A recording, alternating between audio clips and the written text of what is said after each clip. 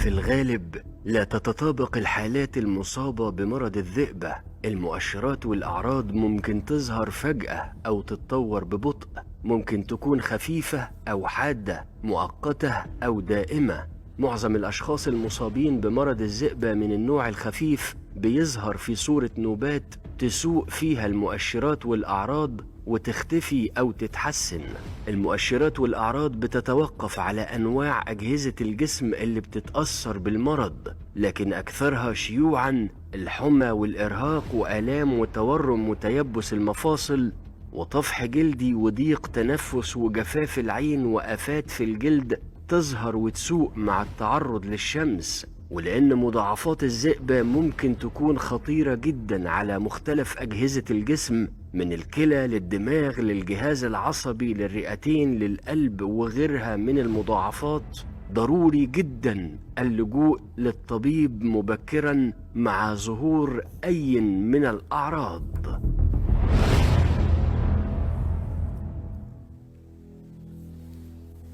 اهلا بيكم. احنا بصدد النهارده حوار عن واحد من اشهر الامراض الروماتيزميه، وهو الذئبه الحمراء.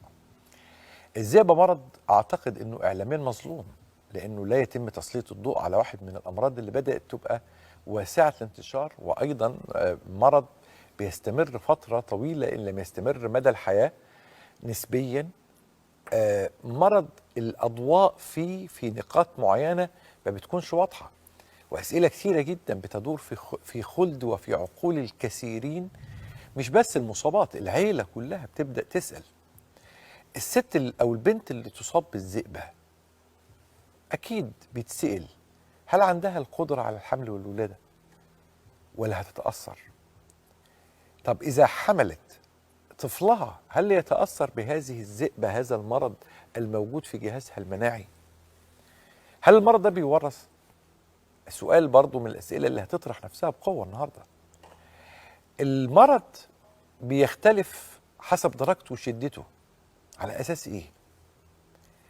ليه اعتقادا منا، احنا مش محترفين أمراض روماتيزمية، لكن بنلاحظ، يعني بيجي لنا سواء مثلا من خلال مرضى السكر أو من خلال مرضى البطنة، ليه لاحظنا أن مرض الذئبة زاد؟ يعني أنا واحد من الناس لاحظت ده. هل هو زاد ولا الحالات بدأت تكتشف بشكل مبكر والوعي الطبي بقى أكتر؟ أسئلة كثيرة جدا هتطرح نفسها النهاردة في موضوع شديد الأهمية، أسلوب العلاج. أسلوب العلاج ما بين القديم الأساليب الكلاسيكية وما بين الجديد. النهاردة العلاج البيولوجي، الأساليب البروتوكولات الحديثة في العلاج لازم نقرب منها وندرسها. مواضيع مهمة جدا جدا، وهنفهم النهاردة واحد من الأمراض اللي أنا في رأيي إنها تؤثر على العيلة كلها. يعني ما مريض يكون عنده ضغط، هو نفسه بيبقى عنده الضغط، خلاص مش مشكلة. عنده سكر، هو لوحده عنده سكر. لكن الذئبة مرض يشغل العيلة، يشغل الأسرة بلا شك. الذئبة مرض يهتم بيه كل تخصصات الطب. طبعا المتخصصين اهله اللي هم الامراض الروماتيزميه، لكن احنا في الغدد والبطنه بنهتم بيه. زملائنا في الكلى هيركزوا معانا جدا النهارده، بتوع الكلى يركزوا معانا جدا جدا النهارده. وايضا الامراض الجلديه، لان ممكن تبدا القصه عندهم. القلب، الصدريه يركزوا جدا معانا النهارده. بالبلدي كل تخصصات الطب تركز معانا، لأنه الحوار عن واحد من الأمراض السيستميك. يعني إيه سيستميك؟ هتفهمه بالتفصيل. ضيفتي العزيزة النهاردة اسم قدير واسم كبير في هذا العالم، بتسعدني بوجودها النهاردة وقبولها دعوتنا. هتسمعوا كلام حرفي وتقني وعلمي على أرقى مستوى من القيمة العلمية القديرة والاسم اللامع في هذا المجال، الأستاذ الدكتورة دعاء صلاح عطا، أستاذ الأمراض الروماتيزمية والمفاصل والأمراض المناعية، استشاري أول الروماتيزم والمفاصل، أمراض المفاصل والمناعة، وأستاذ الأمراض الروماتيزمية والتأهيل بكلية الطب، استشاري الروماتيزم والمناعة بمستشفى النسائم، ورئيس قسم الروماتيزم والطب الطبيعي بمستشفى الحياة الوطني بالرياض المملكة العربية السعودية، وعضو الجمعية الأوروبية والأمريكية للروماتيزم، الاسم القدير والقيمة العلمية الكبيرة. أهلا بيك يا دكتورة. اهلا بيك يا فندم، سعيده جدا ان انا معاك النهارده، لان طبعا البرنامج انا من اشد المتابعين، ده شرف لي. وطبعا بيقدم يعني معلومات طبيه محترمه، أشكرك. وله متابعين كتير سواء في مصر او في الدول العربيه. سعيده جدا ان انا مع حضرتك. ده أنا اللي أشكرك شكرا جزيلا على قبولك الدعوة. اسمي كبير ما شاء الله، يعني أكتر من أقترب 25 سنة خبرة تاتش وود في المجال ده، في مجال الحمد الروماتيزم، لله. في مجال الأمراض.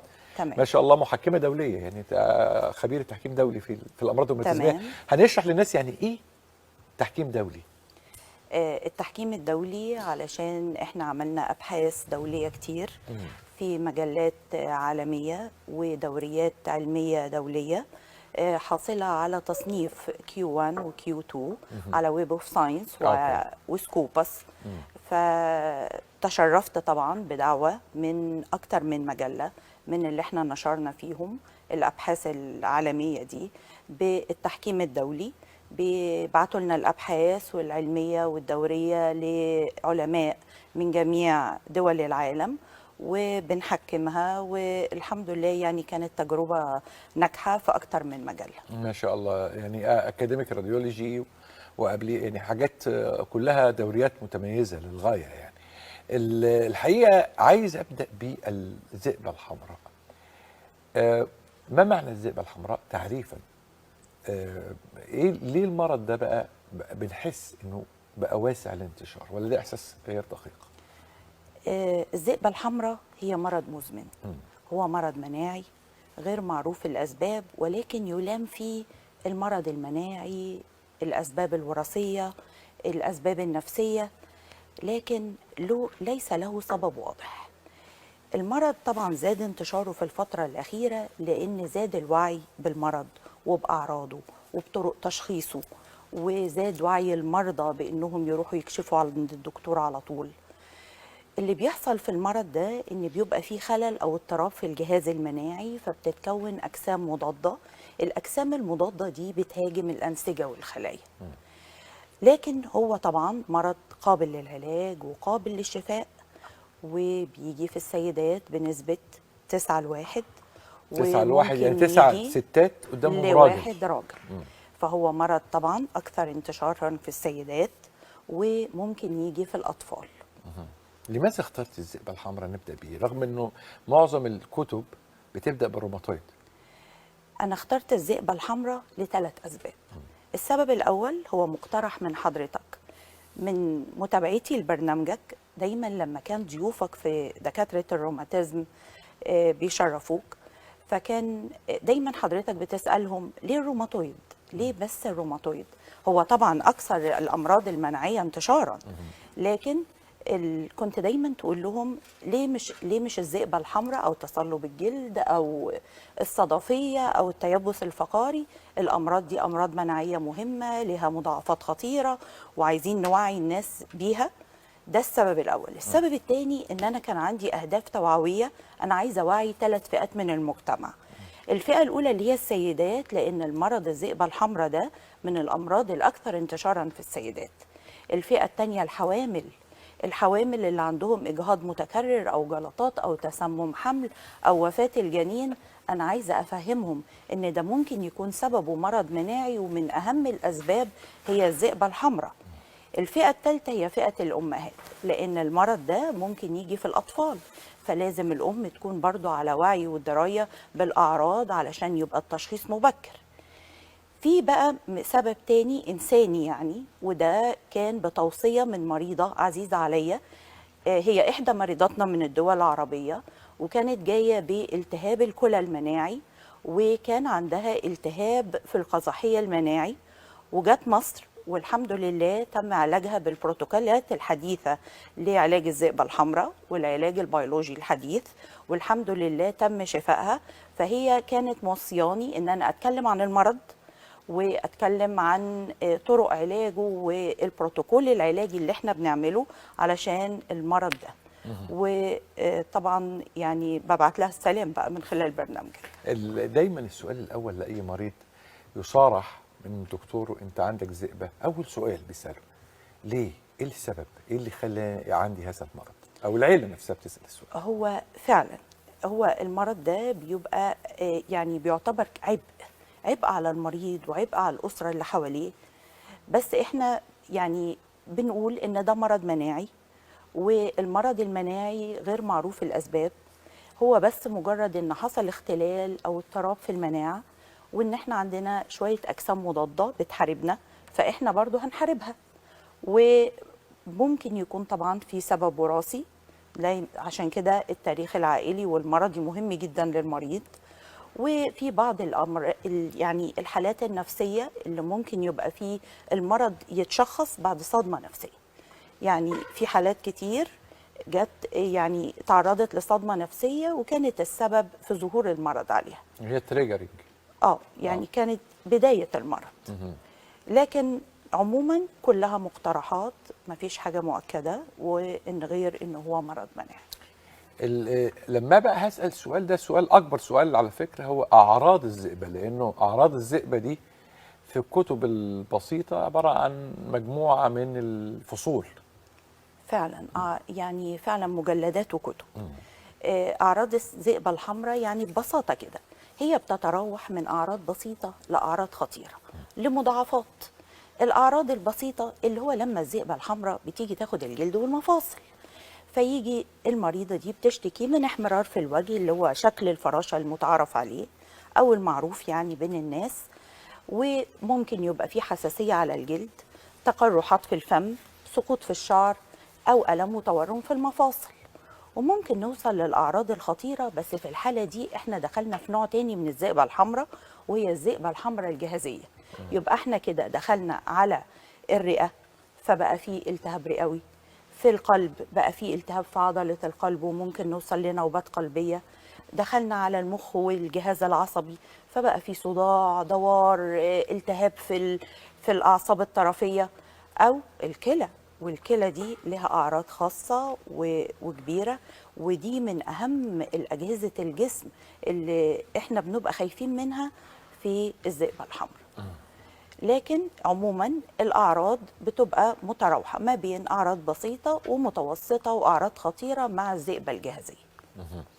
ايه الفرق بين الذئبة الحمراء والروماتويد في تأثيرهم على الجسم؟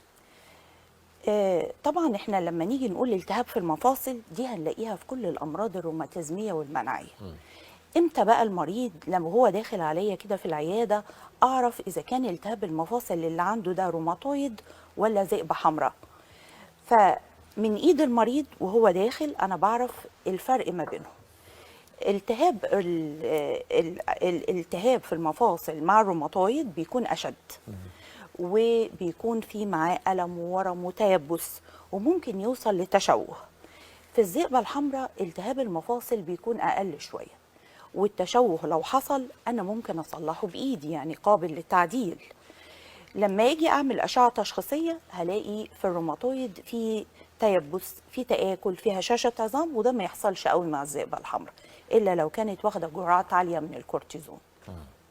ده الفرق بينهم، الفرق ما بين التهاب المفاصل في المرضين.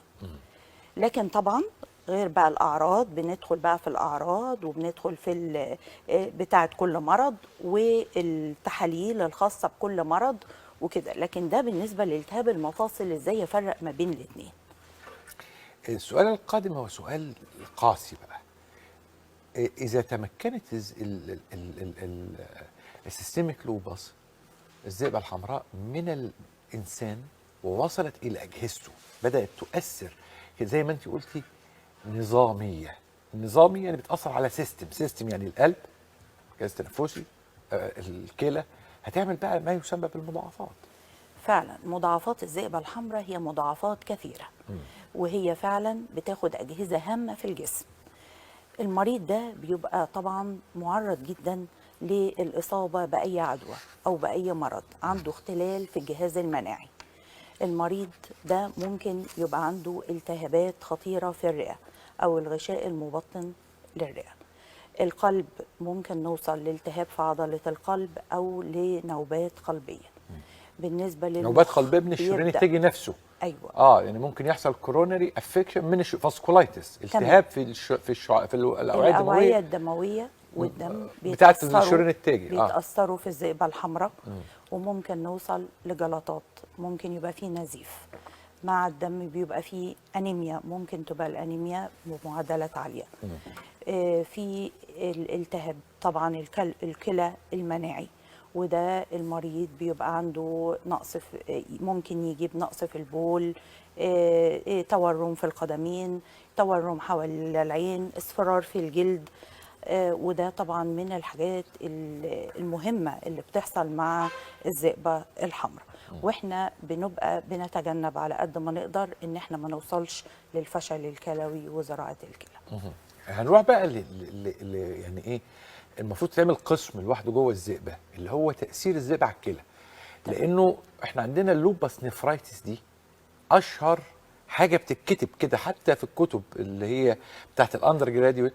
دايما كنا نتقل على الحته دي بالخط، يعني خليه خطها اتقل عشان العين بتاعت الطالب تروح لللوبس نفرايتس، ما ينفعش ينساها. فعلا من اهم الاجهزه اللي احنا لازم ناخد بالنا منها مع الذئبه الحمراء هو الكلى. اللي بيحصل هو التهاب الكلى المناعي، ممكن يجي من غير اي اعراض، وانا اكتشفه في التحاليل الدوريه اللي انا بعملها للمريض مع الروتين انفستيجيشنز كده، الاقي زياده في الكرياتينين، الاقي زياده في زلال في البول.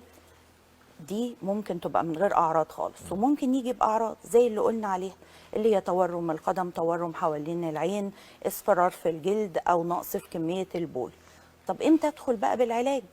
يبقى انا عندي حاجتين، لو انا زاد الزلال في البول عندي عن نص جرام، او لو خدت عينه من الكلى ولقيت فيها التهاب الكلى المناعي، ودي لها مراحل، كل مرحله لها علاج ولها بروتوكول في العلاج. انا عيني على ايه او هدفي ايه من علاجي للكلى في الذئبه الحمراء؟ انا هدفي ان انا ما اوصلش المريضه لحالتين، للغسيل الكلوي وزراعه الكلى. وفي الوقت اللي احنا فيه الحمد لله بقينا بننقذ حوالي 8 أو 9 مرضى من كل 10 مرضى عندهم التهاب الكلى المناعي. كان زمان علاج تقليدي وعلاج مثبطات مناعة أو علاج كيماوي، وده كان ملام لأنه كان له دور في أنه بيأثر على التبويض وكان بيأثر على الحيوانات المنوية. فدلوقتي العلاجات الجديدة، في بروتوكولات للعلاج الجديد، في علاج التهاب الكلى المناعي مع الذئبة الحمراء. وطبعا العلاج البيولوجي ادانا طفرة في علاج الأمراض الروماتيزمية والمناعية بصفة عامة، لأنه بيهاجم الأجسام المضادة من لحظة دخولها على الأجهزة ومهاجمتها، هو بيحاربها. هاجي بقى المحطة مهمة قوي تهم كل ست، الذئبة الحمراء والحمل. هل يمكن لمريضة الذئبة الحمراء أن تحمل؟ وإذا حملت هل الحمل بتاعها بيكون هاي ريسك؟ وإذا ولدت هل ولدها ابنها أو بنتها هينزل عنده مشاكل في الجهاز المناعي؟ طبعا احنا بنطمن مريضاتنا كلهم بتوع الذئبة الحمراء ان الحمل ان شاء الله يكون آمن ويمر بسلام. الذئبة الحمراء من الأمراض اللي بتسوء في الحمل، مش زي الروماتويد. الروماتويد دي تتحسن جدا في الحمل، لكن الذئبة الحمراء بتسوء في الحمل لأنها ممكن يحصل زيادة في نشاط المرض، زيادة في شدة المرض، ممكن يحصل لنا تجلطات أو يحصل إجهاض متكرر، ودول مع السيدات اللي بيبقى عندهم نوع من الأجسام المضادة اللي هي بنسميها الأنتي فوسفوليبيدز. وممكن يبقى فيه كمان الوفاة للجنين، أو يكون في طفح جلدي يظهر على الجنين بعد ما الطفل بعد ما بيتولد، وده بيروح بعد 3 أو 4 شهور، ودول بيبقى عندهم أجسام مضادة برضو معينة اللي هي الأنتي رو والأنتي لا. وفي كمان التشوهات الخلقية اللي ممكن تحصل في قلب الجنين، وهنا احنا بنشخصها في الاسبوع ال11 او الاسبوع ال25 من الحمل، ان احنا بنعمل فيتال ايكوكارديوجرافي اللي هو بيبقى اشعة تلفزيونية على قلب الجنين. اللي بيحصل ليه الحاجات دي بتحصل في الحمل؟ علشان الاجسام المضادة اللي موجودة بتهاجم المشيمة. طيب ومن هنا جت فكرة تكوين فريق عمل، ان احنا عملنا فريق عمل ما بين دكاترة الروماتيزم والكلينيكال باثولوجي واساتذة النساء والتوليد، وكان على رأسهم الاستاذ الدكتور ايهاب جرباش. وعملنا فريق عمل متكامل، خدنا عدد كبير من الامراض المناعية والروماتيزمية لحالات كتير في مصر والرياض، الذئبة الحمراء والروماتويد والتيبس الفقاري وأمراض مناعية مختلفة، وخدناهم قبل الحمل وأثناء الحمل وبعد الحمل. ودي أبحاث مهمة جدا ومنشورة في مجلات عالمية للنساء والتوليد ومجلات عالمية بالنسبة لقسم الروماتيزم، وحاصلة على Q1 على ويب اوف ساينس. وفعلا الفريق العمل ده أثبت كفاءة في علاج أمراض روماتيزمية كتير مع الحمل. الحمى الروماتيزميه بقى اسف السيستميك لوبس والحاله النفسيه. الحاله النفسيه دايما نقول او نكتب انه او بنلاقي انه اللي عندهم سيستميك لوبس عندهم يعني ذئبه عندهم ديبريشن. هل الاكتئاب من معرفتهم بهذا المرض وقراءتهم عنه، ولا فعلا المرض يؤثر على المادة الكيميائية المخية وبالتالي يحصل عدم توازن للمواد الكيميائية في المخ وبالتالي ممكن يحصل اكتئاب؟ الدراسات كلها أثبتت علاقة وثيقة ما بين الذئبة الحمراء والحالة النفسية، أو الأمراض المناعية والروماتيزمية والحالة النفسية، وأثبتتها في الحالتين، سواء كانت الذئبة هي السبب أو الحالة النفسية هي السبب. الحالة النفسية هي السبب دي طبعا مع بداية المرض ممكن يبقى بدايته بعد صدمة نفسية، ممكن يبقى زيادة الأعراض مع الحالة النفسية السيئة، ممكن زيادة نشاط المرض وزيادة شدته مع التوتر والقلق والحالات النفسية. ممكن بقى يبقى نتيجة للمرض، المرض ده مرض مزمن، المريضة بتاخد علاج مدة طويلة، ممكن ما تبقاش قادرة تقوم بواجبات الحياة العادية بالصورة الكاملة، فطبعا ده ممكن يدخلنا بعد كده في اكتئاب أو حالات نفسية. زائد بقى التغيرات الكيميائية اللي بتحصل مع المخ، ودي في بعض الحالات اللي هو من الذئبة الحمراء الجهازية اللي هي خدت المخ والجهاز العصبي. ازاي بنشخص الذئبة الحمراء؟ نتفق في الأول إن تشخيص الأمراض المناعية والروماتيزمية مديرها هو الدكتور وليس التحليل. الحاجة التانية اللي نتفق عليها إن ال ANA تحليل ال ANA ليس تحليل الذئبة الحمراء. ال ANA هو تحليل بيقيس لنا الأجسام المضادة لأحد منتجات النواة. ممكن يبقى موجب في الذئبة الحمراء وممكن يبقى موجب في أمراض تانية زي تصلب الجلد والروماتويد وروماتويد الأطفال وجوجرين وغيرها. فده كان مفهوم خاطئ كنا عايزين نصلحه.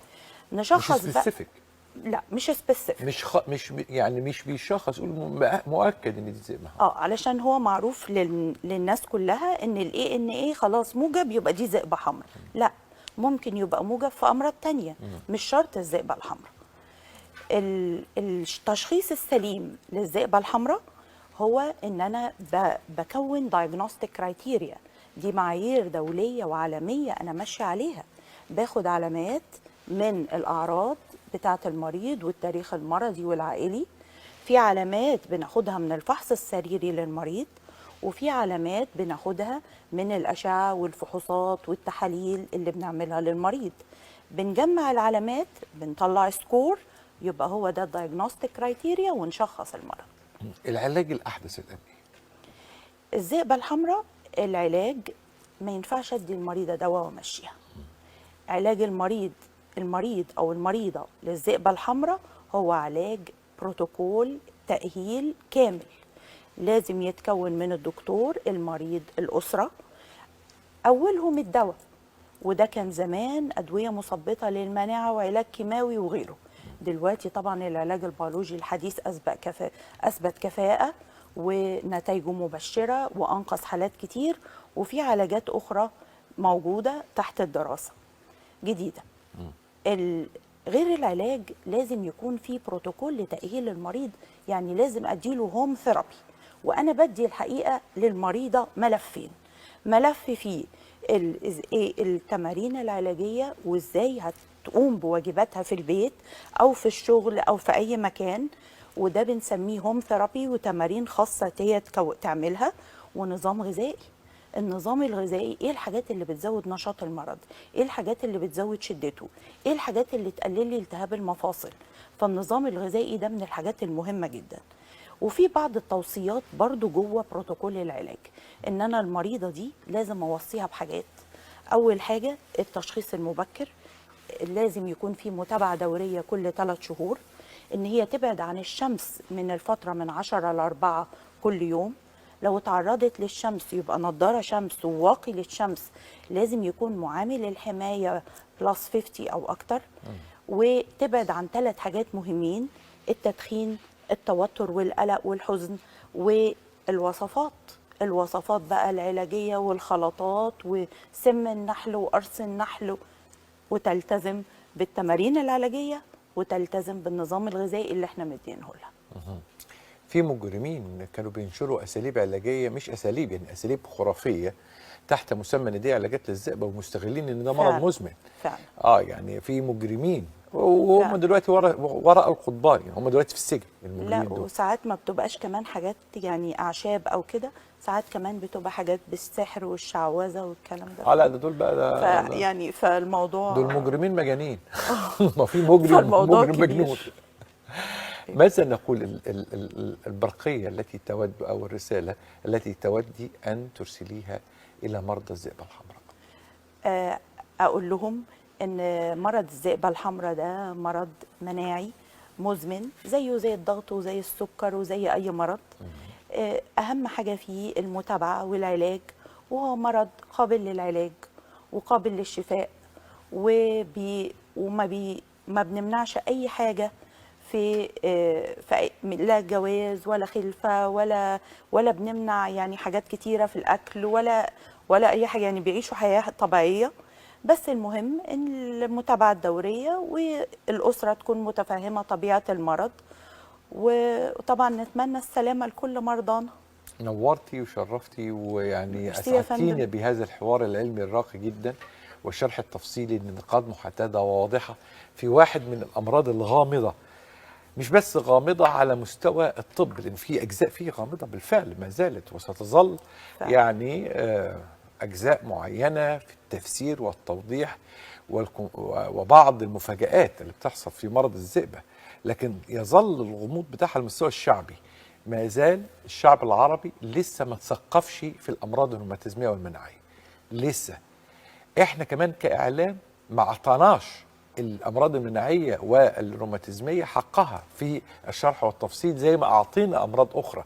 يعني اكيد طبعا الذبحات الصدريه والضغط والسكر وامراض النساء والى اخره وتاخر الانجاب خدوا مساحه اكبر اعلاميا، لكن الذئبه الحمراء احنا بنعتذر ليها كمرض، بنعتذر لمرضاها، وبنحاول ان نصحح الامر في الفترات الحاليه. والنهارده كان معانا واحده من الاسماء القديره البارزه في هذا العالم، الاستاذه الدكتوره دعاء صلاح عطا، استاذ امراض الروماتيزميه والمفاصل والمناعه، استشاري اول روماتيزم والمفاصل والمناعه، استاذ الروماتيزم والتاهيل بكليه الطب، واستشاري امراض الروماتيزميه والمناعه بمستشفى النسائي، ورئيس قسم الروماتيزم والطب الطبيعي بمستشفى الحياه الوطني بالرياض، وعضو الجمعيه الاوروبيه والامريكيه للامراض الروماتيزميه.